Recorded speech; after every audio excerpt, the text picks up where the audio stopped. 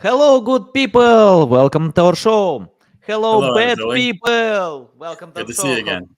Yeah. Hello, Alan. Hello, anyone who Hi. wanna learn more about backlinks.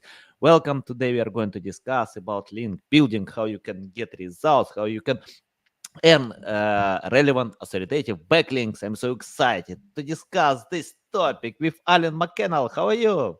Okay, good to talk to you again, Anatoly. It's been about 5 months now.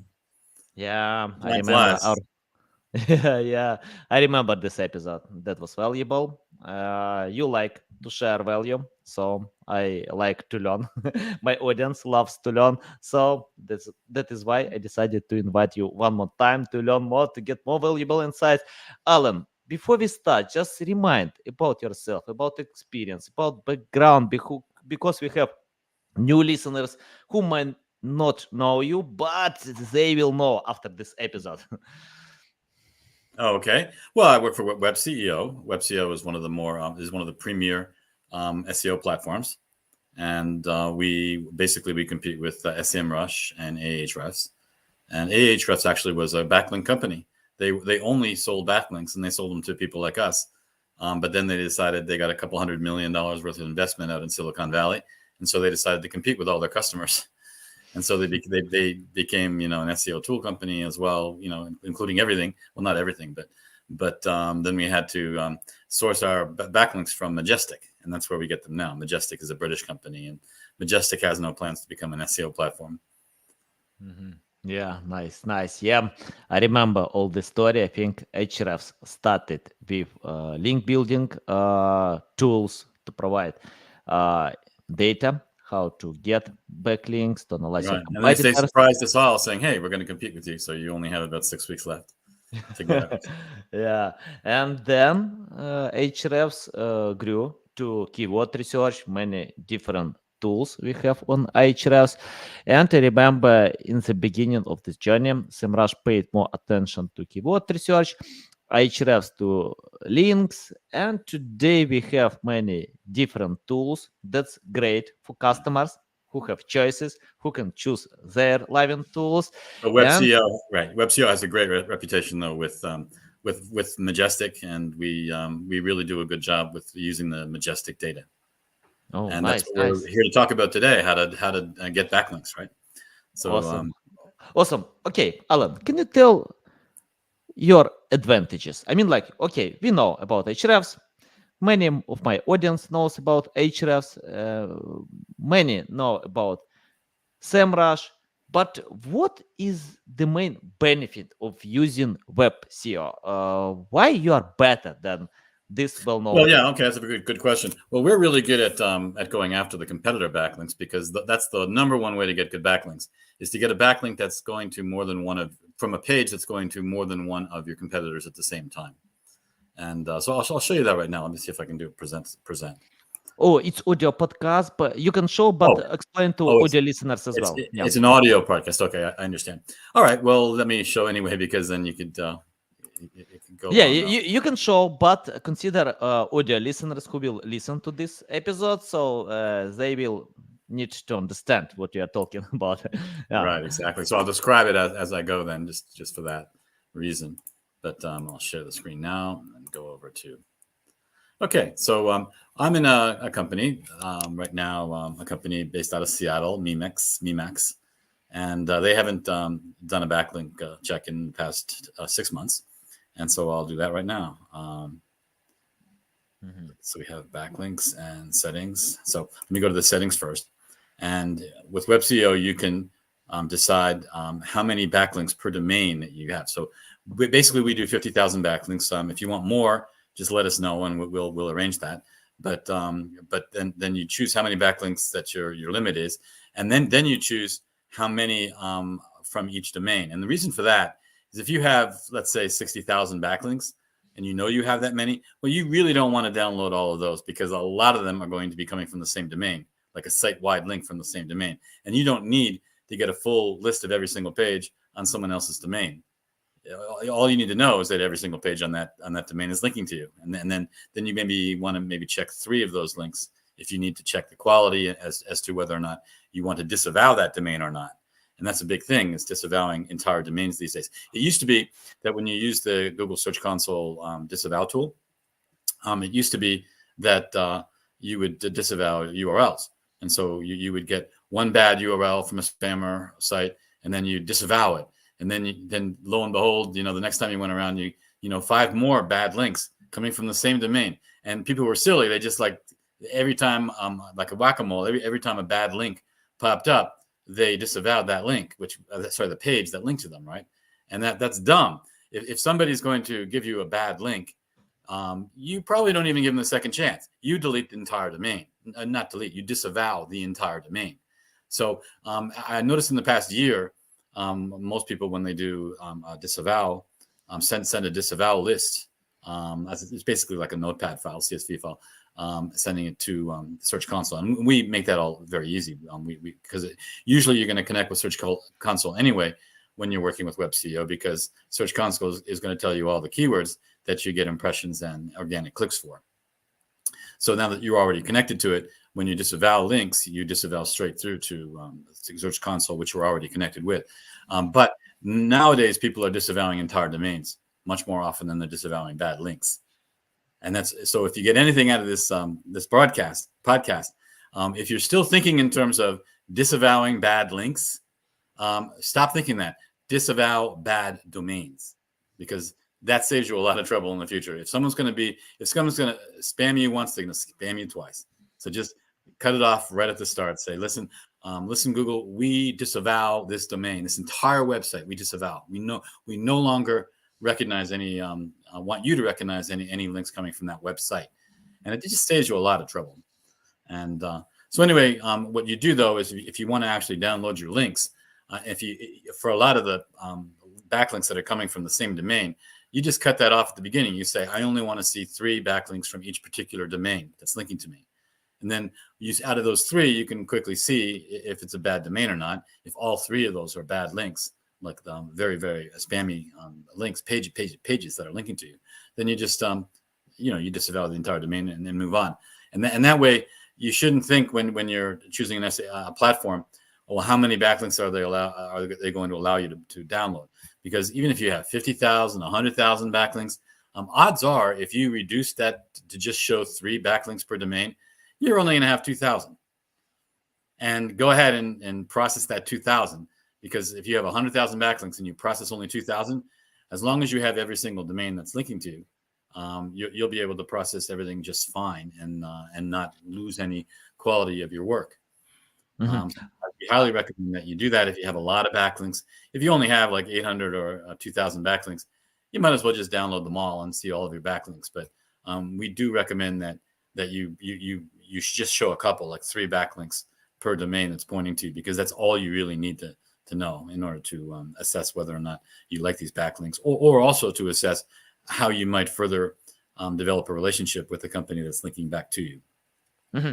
Alan, I wanna interrupt a little bit, because I know my audience. I know what they wanna know, and if you are talking about disavow, it's not like to creating backlinks. It means like to fix links, bad links that. Oh, right. Yes, I'm talking about telling Google that we disavow this website that's pointing to us. We don't like them, and and I remember the first time when I met disavow file. That was in 2012, when the first Google Penguin was the day released. I met my disavow file. I remember this time, because at that time I didn't know other strategies, just to buy backlinks. Then I changed, and I want to be honest, I didn't see any time any issue with that.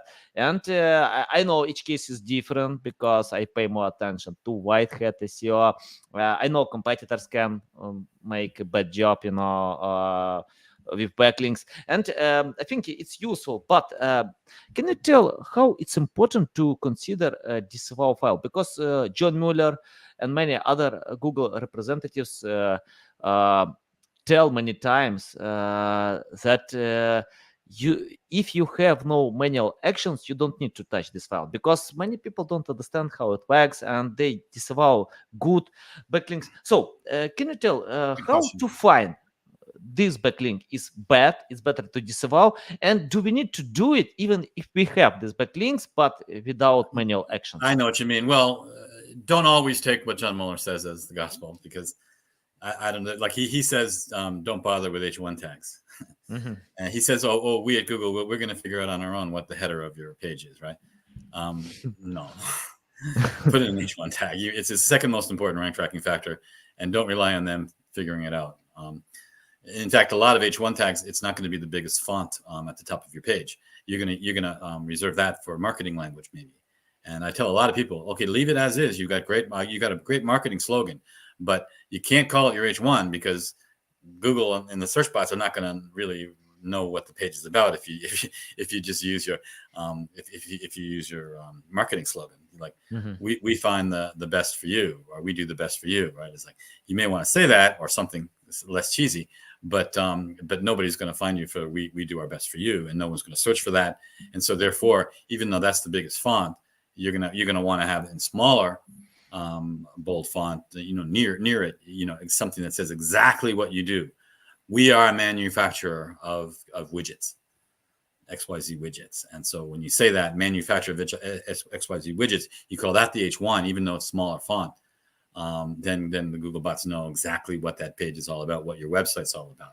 And so when John Mueller says, we'll find out what your H1 is, I don't think they will necessarily, because Google just may see we do our best for you and say, oh, that's what these people do.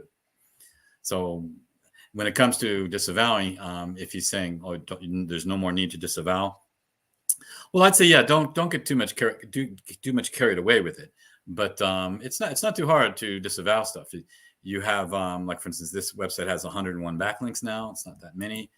If I go to the toxic page section, it has no toxic page. By the way, with the Web CEO, you can actually decide what the toxicity factors are. So whether or not you have toxic backlinks depends on what your settings are, whether they're lenient or strict. And but usually, yeah, you'll find some pretty bad links. And like I said,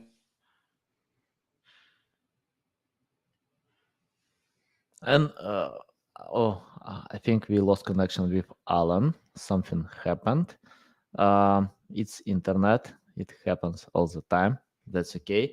And yeah, let me continue with that when Alan will be back. We can ask him about this opinion and what I think about disavow file. I know Google recommends not to touch this file if you have no manual actions. You can see them in Google Search Console. It's simple. Just go to Google Search Console, analyze if you have manual actions. If you have, then it's better to use disavow file. If you have no manual actions, skip it, because Google provides a good job to diminish these backlinks. It doesn't bring any negative effect. And yeah, so it's a recommendation from Google. I like this recommendation because I usually don't touch a disavow file if I have no manual actions. And let me tell you, it's rarely to see today manual actions. Many years ago, I met much faster, much often, but today it's not. And because Google provides a good job to find and figure out which backlinks are toxic, just to diminish them, and don't punish websites if they have them, because competitors can create these backlinks for you, because bad link builders who can tell that they provide a good backlinks, but they are not. So yeah, that is why I usually recommend to pay more attention with white hat SEO. If you do white hat SEO, then in 99.99% everything will be fine. And for example, I usually pay attention to two strategies. The first strategy, I like PR, and yeah, PR, it works well. What you can do with PR, just use well-known tools. I use Prowly. I'll add the link to this tool in the description below. SEMrush owns this tool. I like this tool because I can pay monthly fee. we have many other great tools, but you need to pay in most cases for a year, and they are expensive. Around $9,000. Yeah, it's expensive, but they cost this money. So, and basically, if you find your Live tool, you can use Prowly, you can use Cision, you can use Newsfeed, many great tools. Just find your tool that you like more. Then spend time to learn features, how it works, to analyze. And if you know how the tool work, the next step is to write press releases because it's interesting. Press releases most SEO companies use as a link building strategy. Yes, just for example, I write press releases about marketing. I write press releases about trading, investing, related niches, and especially it helps in crypto niche, because today it's hard to get backlinks for crypto investing niches. But if you write press releases, great press releases to share value, you can get results. And let me share my methods how I usually do it. It's not hard. The first thing, you need to write about something that journalists wanna share with their audience. So spend time to research topics, because plus 90% of results depend on the topic. If you write about evergreen content, it doesn't work. Journalists don't care about such topics because their audience can find the same topics on Google, on well-known blogs, and Forbes, Bloomberg, Investopedia, many great websites. They usually pay more attention to sharing breaking news, mini studies, something new, unique. So it's important to find the right topic.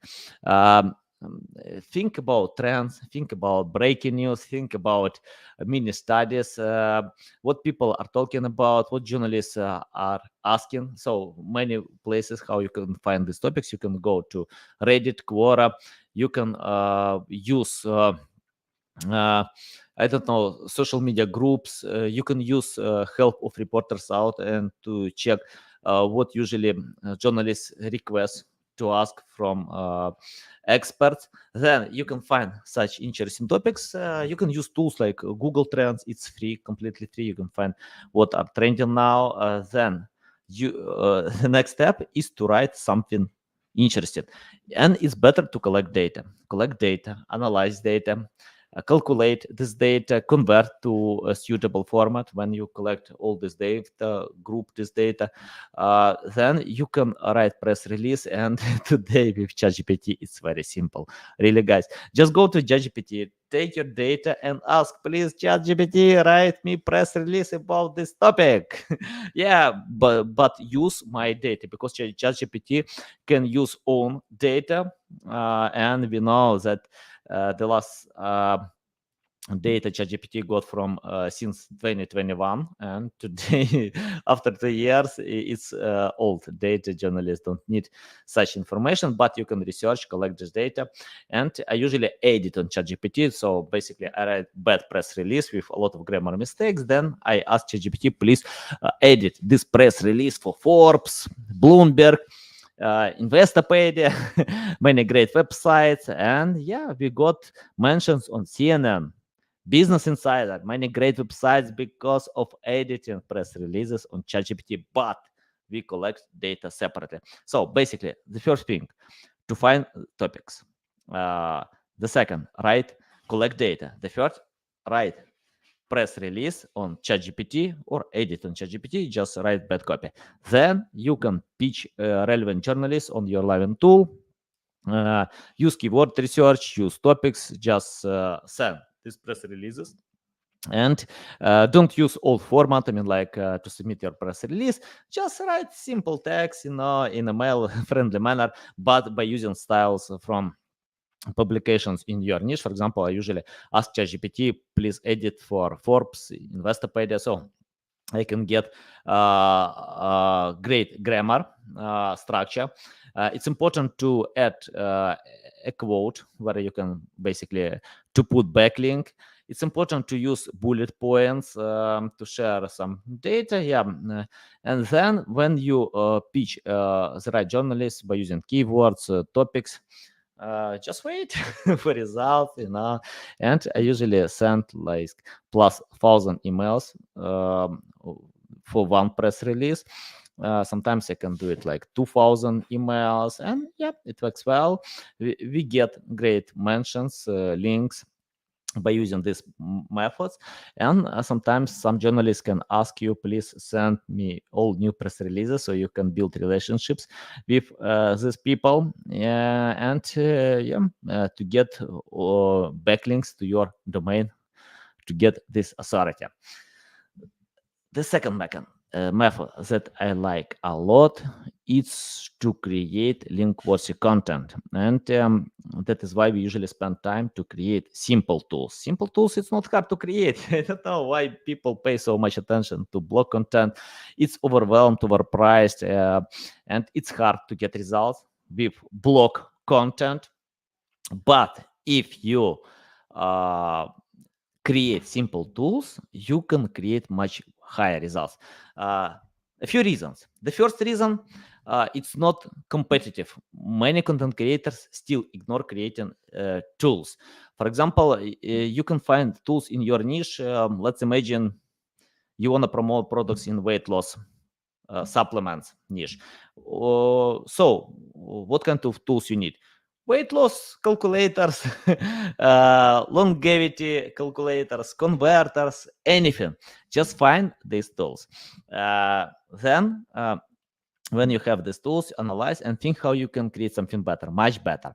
And if you create all of them from scratch, it's hard. It's really hard to get results. But if you create tools not from scratch, took or find some tools, like complete tools, it's not hard. And on Upwork, on many websites, resources, you can find webmasters who can sell complete tools. Basically, you need to take these tools and update. I know how it's hard to create tools from scratch. I did it many times. It takes resources, time. But if you get existing tool, you need to update. Even if you have no idea how to update, you can update. Like to create better content, nice looking content around your tool. For example, if you search small SEO tools, you can find well-known websites, small SEO tools, but it's hard to use this website. Paid ads everywhere, in the top, on the left side, on the right side, in the bottom, everywhere, even in the middle. But if you can create such tools without annoying with all these paid ads to sell subscription, even to create brand awareness, or submit call to action to your products, you don't need to annoy people with all these paid ads. It's much better. Many simple tools have simple explanation. Even for some users, it's hard to use them. But if you create guides how to use them, if you improve user experience, it's a big chance that you can overcome others. And what I like on tools a lot is that you can get direct traffic. Like not only about Google. I don't know what kind of future will be in SEO, because we can see today that CTR is decreasing a lot because of feature snippets, paid ads, and many other elements that you can find in the top 10 results. But if you create tools, Google can't replicate this information in the top 10. Some tools Google can replicate, but not simple tools. I think Google is not interested with that to take this niche. And if you're talking about chatbots, ChatGPT, Bing Chat, Bard, and search generative experience that we will see soon, even all this information will steal content from content creators, from blog content, but these tools can steal simple tools. So you have a chance to get direct traffic and still rank them in Google or even on these chatbots, because these chatbots will link only to these tools because it's hard for them to replicate. Yeah, probably some tools they will replicate, but not in user friendly interface. So when you have simple tools, then you can promote them. And what I like on this point is to use resource link building. I mean, like to find list with information online and add your tools to this list. Oh, we have Allen back. We can learn a lot more. I think everything is okay now. Allen, are you here? Hi, yes, okay. So something with the system didn't tell me that I was cut off. I know about that. That's okay. Where was I talking and when I got cut off? Oh, let's save our logic chain, because I shared methods about PR, about link building techniques, how to get results. I explained that we can get backlinks by creating simple tools. I explained my methods that I usually use for my clients, for my projects. So yeah, and we discussed about disavow file, if I remember correctly, and we discussed that, and then did I go over to the competitor backlink spy, right? Yeah. Right. You can continue. And in there, I showed you can sort in various ways. The default will be sorting by the backlinks that are out there on the internet that are linking to more than one of your competitors. When you click through to that, you can see the great articles written and linking to the competitors. That what you want to do is you want to actually then find the person who wrote the article and link to them on LinkedIn, become a connection, and also on their other social media. But LinkedIn is the most important. And then from there, tell them they can update their content with a link to you. So not only tell them you should link to us, but also tell them that there's a benefit to going in, because they may be lazy, right? So you want to tell them, go in and refresh your page and link to us. And also, we found a broken link on that page as well. Or we'd like to remind you now that this year there's a new XYZ technology. And you may want to refresh the page to, recognize the existence of the new XYZ technology. And then, of course, link to us saying that we're specialists in the new XYZ technology. And that way their old page can become a new page by having the content refreshed. And then Google will reward them for having new refreshed content with your backlink, right? Yeah. So it's a good technique is to make people so that they're not lazy in adding your link, because you tell them you're adding fresh content. Mm-hmm. And Alan, can you clarify more about that? I mean, like it's like a skyscraper technique. Brian Dean wrote this skyscraper technique. Exactly. Yeah. Yes. And what I usually see with this technique, when webmasters, as you mentioned, they're lazy. I'm lazy. Many people are lazy, and that's okay. It's our nature. We are lazy. But if I get the request, please submit my backlink, and this backlink will help your audience. Probably yes, it can. But I have no time. I have no interest. Can you tell how to give a strong reason to lazy people like me, to add this backlink? I mean, like how I think it's better to give more reasons, not only that. Well, exactly. That's why I suggested finding entering their in Web SEO as a project and finding all their broken links, either on that page or on another page, hopefully on that page, and say, hey, you've got a broken link. You've got to fix this fast, or you've got a typo or something, but a broken link on that page. Or it doesn't have to be, because if they're lazy, they don't want to go into their website at all and change anything, right? So you can quickly find some serious broken links on a page that's in that section of their website, or maybe even on their homepage, a serious backlink problem. Tell them about it, saying, you need to go in and edit your website anyway. While you're at it, please add us on this particular page where you're discussing, our competitors, and note that we have the new XYZ functionality that's really big this year, because you wrote this 2 years ago, right? Mm-hmm. And that way you can refresh the page. Google's going to reward you for it, and plus also Google will, if you talk about the XYZ functionality, that page could be found for combinations with that keyword. And that way, you by showing the broken links they have, you're automatically telling them they need to go and refresh their website anyway and update their content. So don't ask them to add your link so much as, refresh your content with our link. Google loves it when you refresh a page, and don't just add a link to us, but talk about some of the latest things that have been happening and give them a couple things to add, reasons why their page is outdated. And also, find a broken link somewhere on their website, preferably on that page itself, right? So that they have no excuse for being lazy. Yeah, I agree. It's like, if you wanna help to a fat boy, you don't need to tell you have obesity.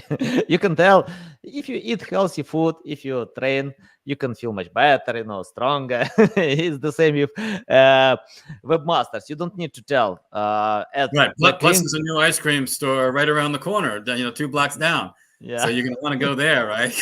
You like ice cream, don't you? I think you do.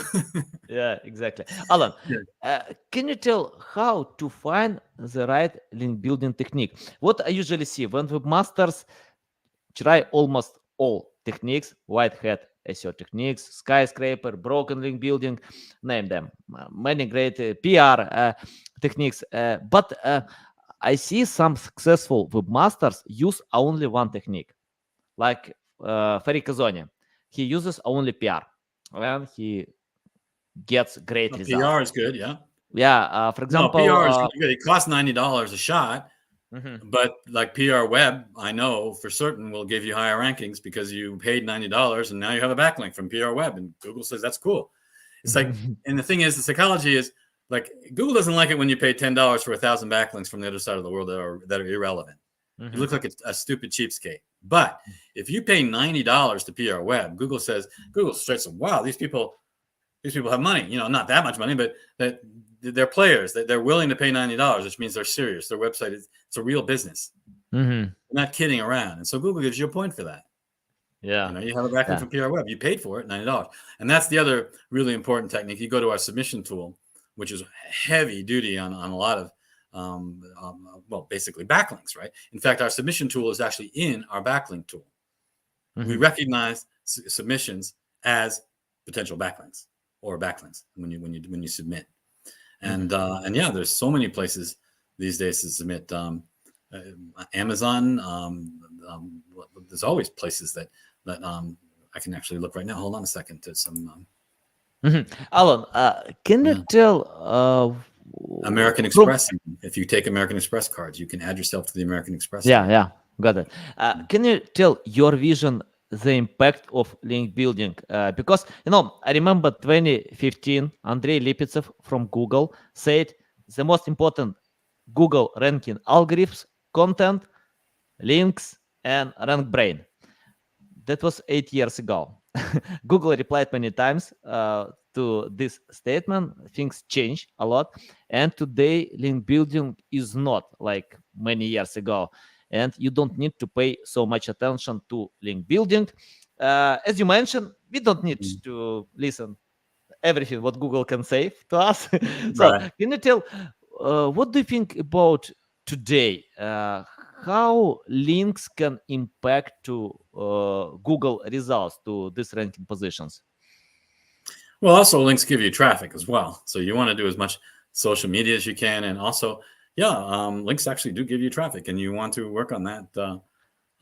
You mean like to work more, to get more traffic from links than like to get links that will push you forward on Google? Well, also, directories in our submission tool. I mean, there are a lot of directories that show up in the rankings better than you do.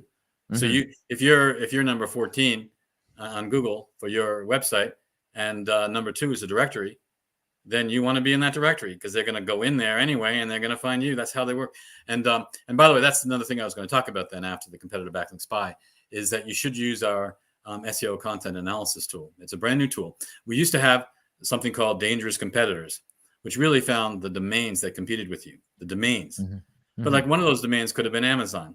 And the only page on Amazon that linked to you or that competed with you was the page about their competing product. But we just said Amazon because that got a lot of traffic and hits, that one page.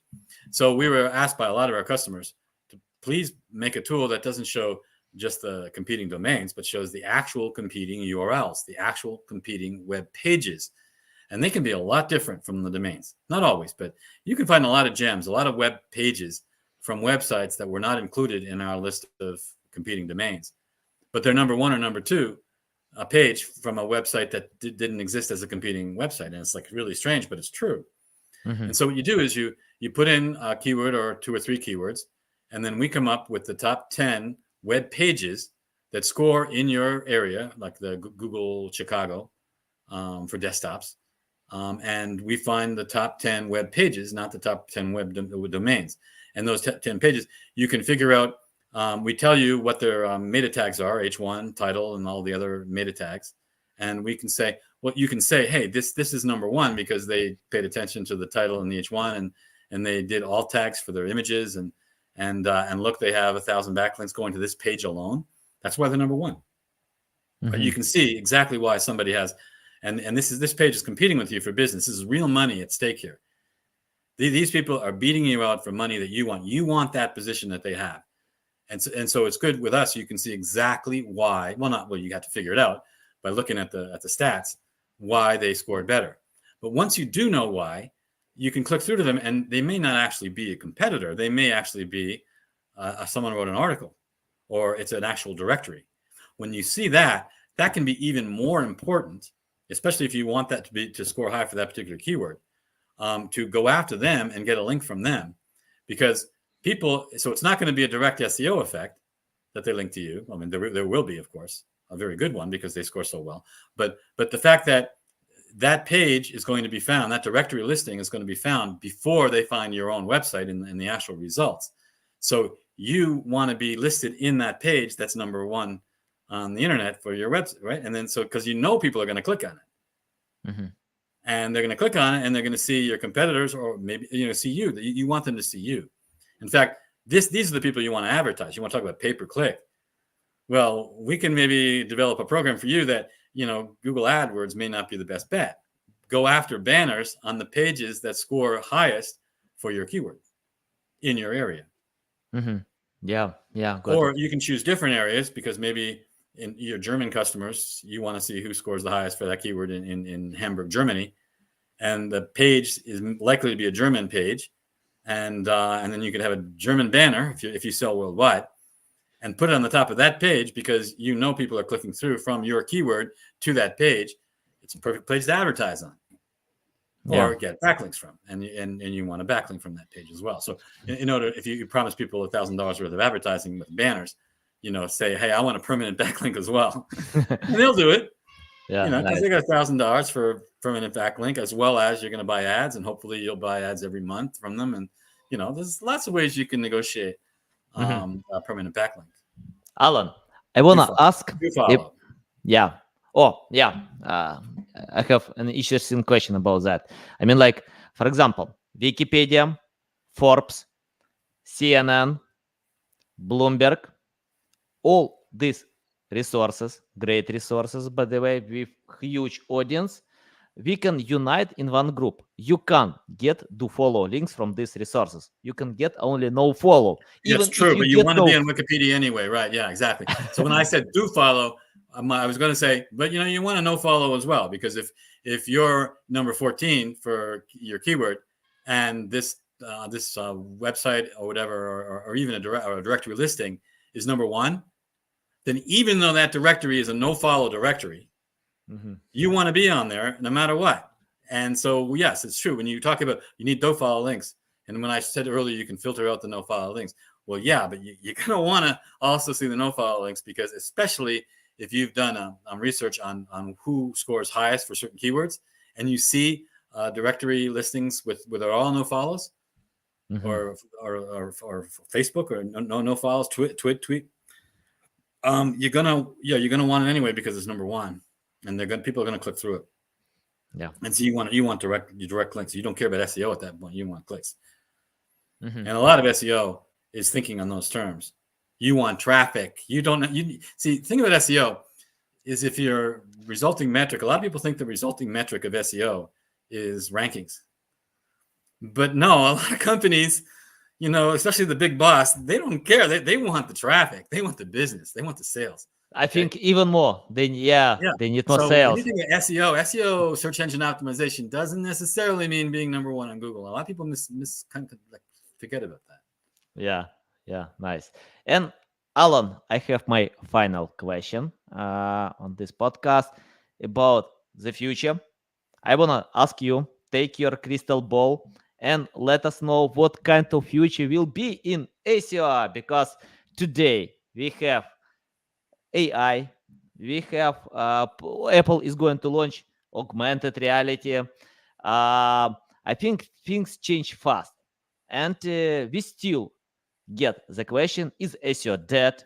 And if it's not, then how many days left for SEO Oh because no, of these new technologies? Your no, it's opinion going to about that? continue on and on. No, it's going to continue.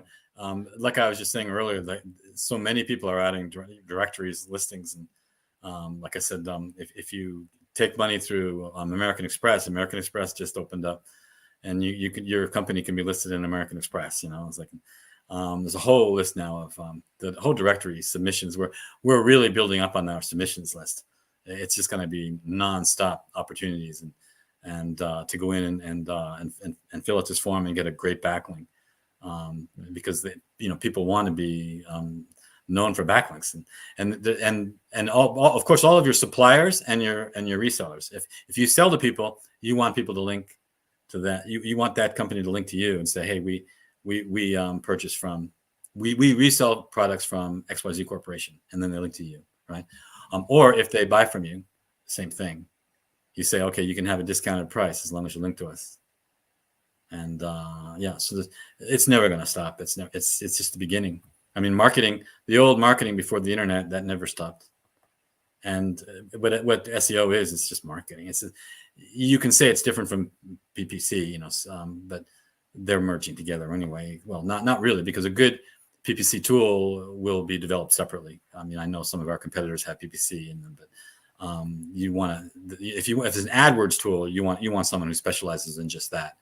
But but SEO is getting clicks and sales, and so it's not just Google, and Google is not going to be the only way to do that. In fact, you can call Twitter, you can call that a search engine, because people search, and there's so many YouTube now, search engine, you search, and Even TikTok. Yeah, I mean, Right? people are percentage-wise searching less and less at google.com. Yeah. So there's nowhere to go but up and out with SEO. Yeah, I agree. We can adapt. It doesn't matter what kind of future will be. We can adapt. Marketers, If you're good at SEO now, you've got a job. of course, yeah. You know what I mean? Marketers on TV and radio didn't lose their jobs. Yeah, another thing that anyone can get from this is really beef up your SEO skills, to really beef up your value on the market, job market. And also, if you know teenagers or college students that are in your life, like nephews and nieces, tell them, absolutely, go to WebSEO and get a free account and play around with it. Ask WebSEO for an extra month of free use, if they're a college student or whatever, and learn your SEO. Yeah. Help mom's website, help Aunt Jane's knitting website or whatever. Help her with that, but get good at it, and you could even leave school with a good job. But we of course get your graduate degree. But when you get good at SEO before you graduate from college, before you go to the keg party Friday night, you can make yourself marketable for a great job, because so many college students don't know what they're doing in terms of their future, and that's sad.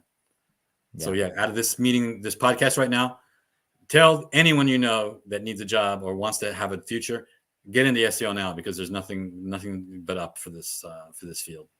Yeah, it's interesting. SEO doesn't teach how to rank on Google. SEO teaches how to create high quality content, how to increase website speed, how to deserve authoritative backlinks that will to bring ultimately get traffic. more clicks and sales, right?